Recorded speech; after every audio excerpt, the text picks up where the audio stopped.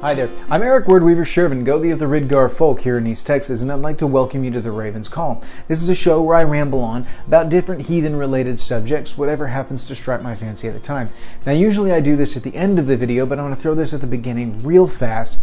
If you like today's video, if you like the videos that I put out there, you want to see more heathen-related stuff in your feed, you want to see more things like mine but by different people, hit subscribe, ding the notification bell, like the videos, comment the videos, share the videos from the YouTube page.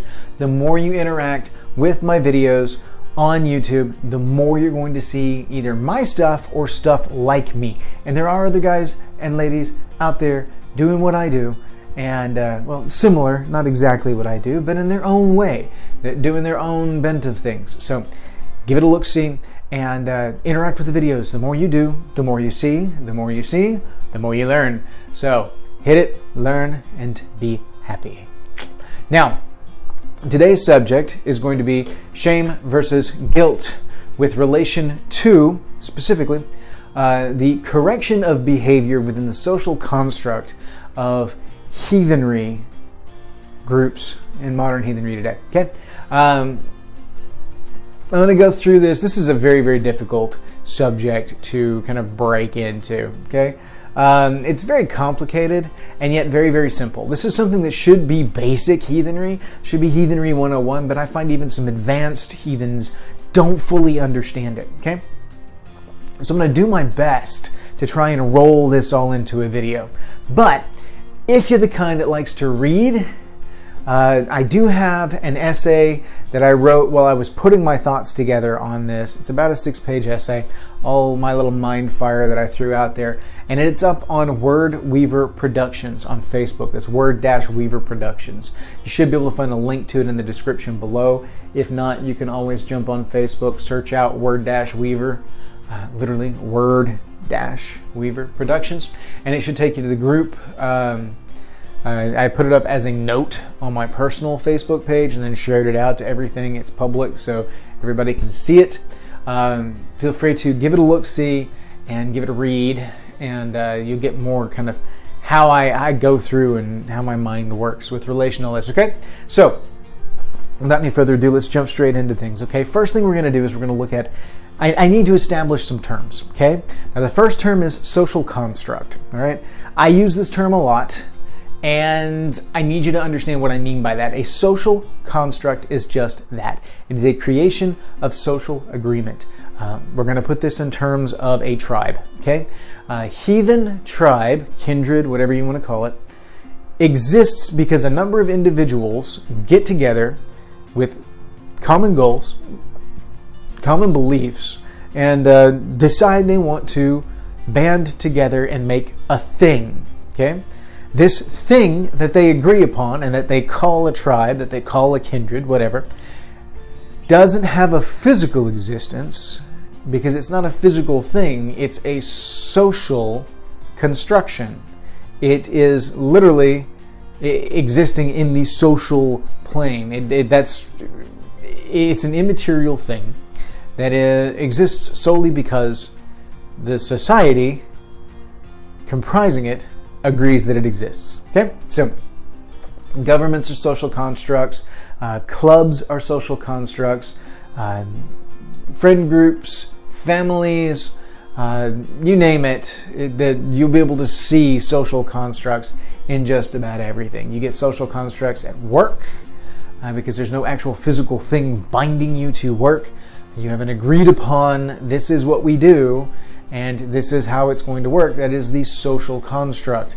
Now, every social construct, every social group has a set of rules by which they operate. Some are far more stringent than others. Some are far less so.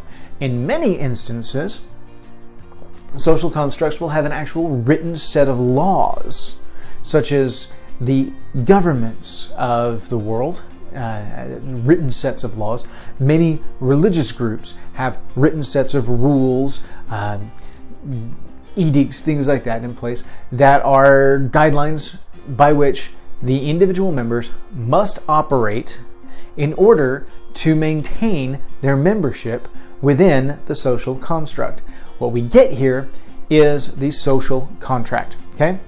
Now, the social contract is the agreed upon rules that everybody plays by in order to play ball with the social construct. Okay, that's all I'm going to go into on that one. I can do an entire separate video on that, but that's not really heathen related so much as a sociology, but you need that for where I'm going with this. Okay, shame versus guilt as far as the behavioral correction within the social constructs of modern heathenry. Now, let's look at shame versus guilt in relation to behavioral modification and kind of how that works, what the purposes are, all of that. Now, when I say behavioral modification, okay, I'm going to go back to that social contract aspect. Behavioral modification sounds like we're trying to program people, blah, blah, blah, blah, blah, blah, blah. No. Like I said before, the social contract is the set of rules agreed upon by the individuals within the social construct that they will play by in order to participate in the social contract. If you do not abide by those rules, you are either cast out or corrected. And so herein is what we look at with behavioral correction. How does the social construct correct individuals on inappropriate, undesirable, or offensive behavior that is in opposition to the social contract? This person violates the social contract. How do we get them back on track without having to cut ties with them completely and kind of cast them out and make them an outcast? So we do this through tools such as, including but not limited to, shame and guilt. Now, the reason that this should be basic Heathenry 101 stuff is because almost everybody knows, at least you will figure it out with being on the internet for any length of time or interacting with any other heathens for even a short amount of time, you will figure it out that ancient heathen cultures seem to be based on a shame-based culture, which is very different from what modern Western society is heavily influenced by, which is the more Judeo-Christian, Abrahamic background, which is predominantly influenced through a guilt-based culture. Okay? All of this will kind of make sense here in just a little bit, but let's look at definitions of terms. Okay? Guilt and shame. I'm going to pull directly from my essay here where I pulled the definitions from dictionary.com. Just for quick reference, just about any dictionary will give you a similar, if not identical, definition. So, definitions of guilt and shame. Guilt is defined as a feeling of responsibility or remorse for some offense, crime, wrong, etc., whether real or imagined. Okay, that's an important part. Keep that in mind. It doesn't have to actually be real. It can be an imagined slight for which they feel guilty. Okay? Now, shame. Shame is defined as the painful feeling arising from the consciousness of something dishonorable, improper, ridiculous, etc., done by oneself or another. Okay? Coming back to that too. The denotations or the dictionary definitions between these two terms are fairly similar. There's some gentle nuanced differences that we will explore over the course of this video, but in general the connotation or the implied definition, the implied meaning of the term within the context that it is utilized, they're fairly disparate. Especially when you break down why they are the way they are, where the root is, where the locus of control is, etc., etc., etc. Now, a little background here. I do have a background in psychology. That is the field in which I work. I kind of work in a social work psychology field. So I think about things in these terms, and I do have an educational background in this stuff. So this is why I look at stuff like shame versus guilt from a psychological and sociological standpoint. So, let's roll on, shall we? Guilt. The way guilt works as a behavioral mechanism, a behavioral correction mechanism, is that it is a feeling of ultimate responsibility and culpability within an individual for a wrongful action. It exists solely within the confines of the human psyche. It is not something that it can be initiated from the outside as far as the identification of the wrong action. But the way that it plays out pragmatically is that you've got society, the social construct, identifies a negative behavior, and they chastise the individual for said negative behavior, and the individual then feels guilty about said negative behavior. They recognize that they have done something wrong, and then they feel bad about it, and then they stew about it, and they enter into a state of what's called cognitive dissonance. Cognitive dissonance is when you've got juxtaposed or two differing thought processes or states of being in the mind that are at war with each other, and you have to make them gel. Like, he's rocking along thinking that he's done just fine, and then all of a sudden he's been told that he's bad, so he's got the good and the bad, and he's got to make the two mesh in his head. And the way that you do this is either to correct the behavior, thusly removing the stimulus that causes the cognitive dissonance in the first place, or you change your thought processes and justify the behavior or reframe the behavior in such a way that the cognitive dissonance then goes away. Ultimately speaking, cognitive dissonance is a state of mental discomfort because things don't jive. You've got to make things jive, and the way you do that is through either changing the way you think or doing something that removes the stimulus causing the cognitive dissonance in the first place. Guilt is very, very much based on cognitive dissonance, but again, shame will be as well, as we'll see in a minute. The difference is that guilt exists solely within the self. There isn't a checks and balances kind of thing. When we're talking about guilt from a legal standpoint, that still exists within heathenry, that still exists within modern society in general. The legal aspect of guilt is, did this person do this, yes or no? It's a dichotomy kind of thing. From there, once guilt has been established and they either are guilty or not, then sentencing occurs, and from sentencing, then this person repays the social debt that they have incurred by violating the social contract in the first place, and thusly they are made good again afterwards. Pretty much. The issue here with a guilt-based culture versus a shame-based culture is that in a guilt-based culture, when you apply guilt as a behavioral corrective mechanism, you're attacking the integrity of the person. A lot of people will mistake worth and integrity. I'm not going to go into that in huge detail because I have done a video on that one. Go back and check it out and you'll see what I mean about the whole worth versus integrity. Worth is a social construct in and of itself. It's a mechanism of the social construct. It is bestowed upon by outside parties. Integrity is that sense of self-worth, that internal sense of that ego, well-being, competency, all of that is in your integrity. So guilt attacks the integrity. It challenges the integrity because it's like a poison.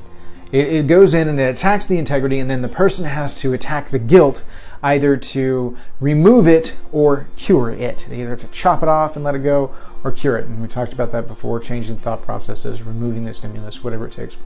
But ultimately speaking, when a person gets into a guilt cycle, remember the definition of guilt says that it is real or imagined. It doesn't necessarily have to be something the person actually did.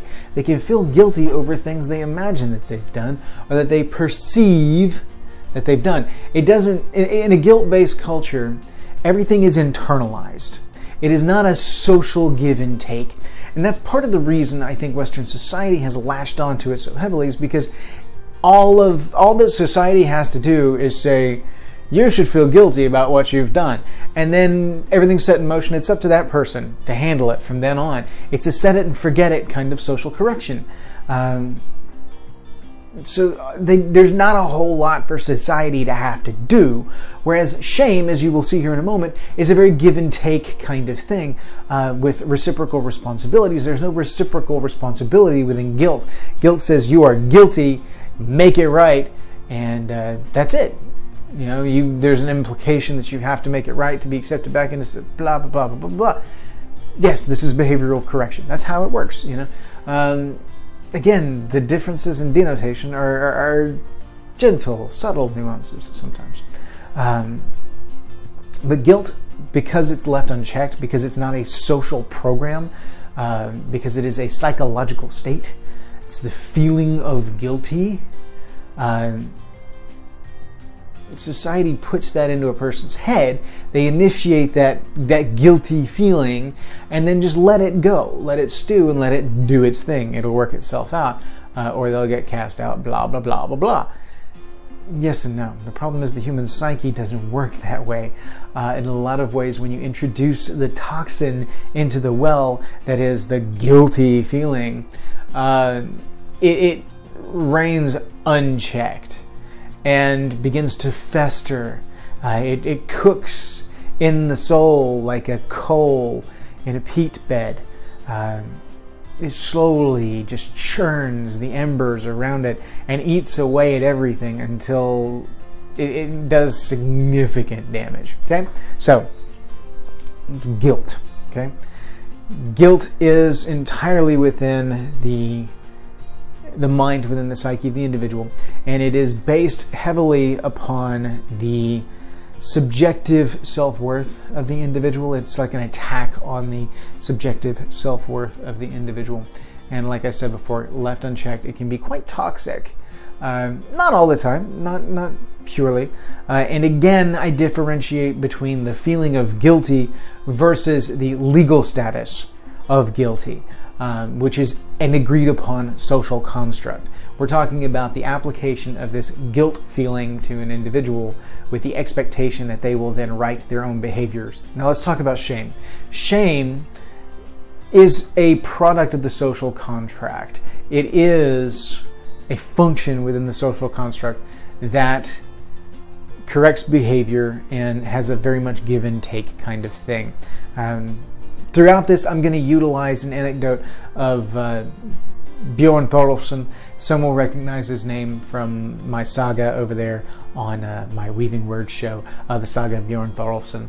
It's a fictional character that I made up. He's not from the sagas or anything like that. I'm going to use Bjorn and his son Arne in an example here to help kind of give a pragmatic breakdown of how shame works. But just so you know, that's where those particular characters come from. This is not involved in the canon of that story at all, okay? Just pulled the names because they're the first ones that pop to mind. All right?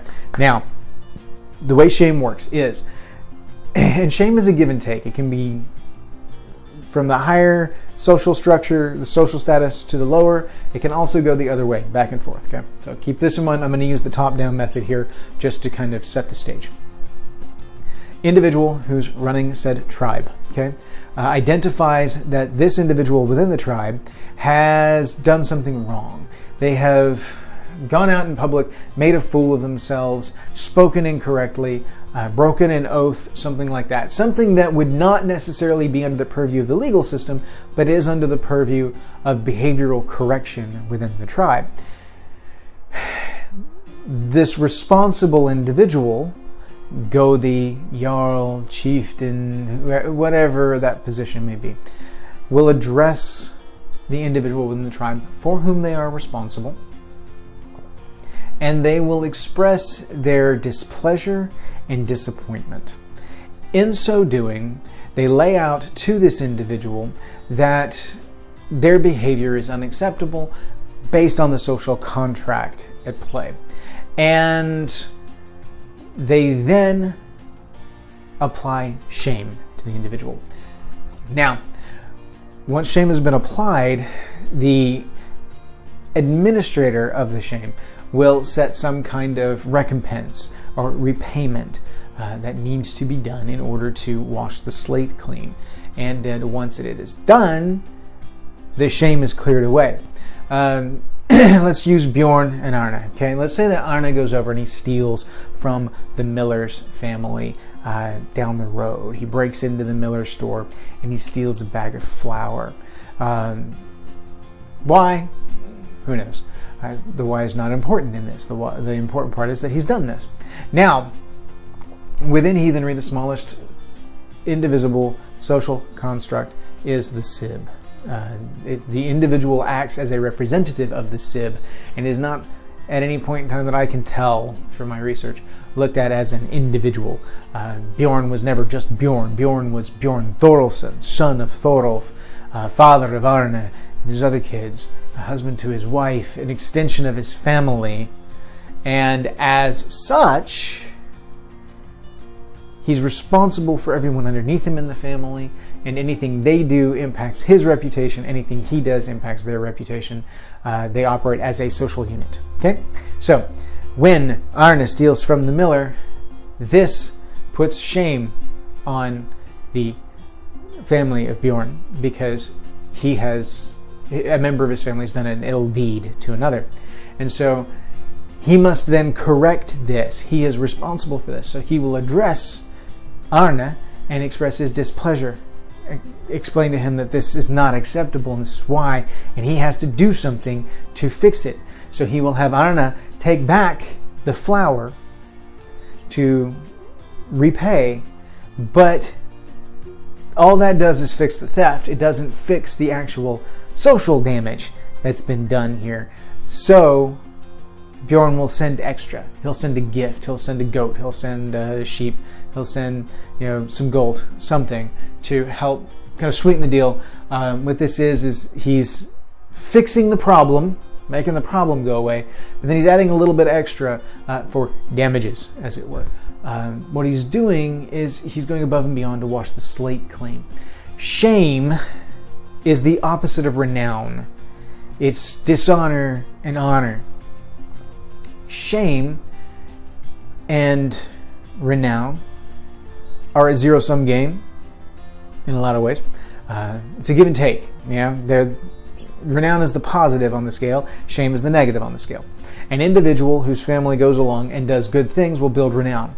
Those that do poor things will then experience shame, which will bring that renown down. Someone who does a lot more shameful acts than renown-worthy acts, prideful acts, will drag below that line down into the mud, the family name. And so it takes more and more good deeds to build that name back up. So when Arne has done this, he's put a big -1 on the scale, which brings the family's renown down. And Bjorn, in handling the situation appropriately, gains honor because he's seen as wise and generous, because he tells Arne to give more, not just fix it, but give more. So it goes from a -1 to a +1, which brings us back to level. But because he goes above and beyond, giving more, he actually gets a +1 in the deal and actually gains renown out of it. It's entirely possible within the shame construct to come out ahead in the end, to have done something ill, but in the way that you handle it and the honor you show in managing it, fixing it to such an extent that you actually come out ahead in the end. You are seen as a worthy individual because you go above and beyond. You really drive it home that, hey, I'm a good person, I'm a generous person, I'm worthy of my word, I understand and I fix my mistakes. You'll be known as a guy who fixes your mistakes, not as a person who screws up and then just leaves it on the line for others to deal with. Okay? So that's the way shame works. You initiate shame by identification of the displeasure and the violation of the social contract. Then the impetus is the cognitive dissonance in the individual feeling said shame.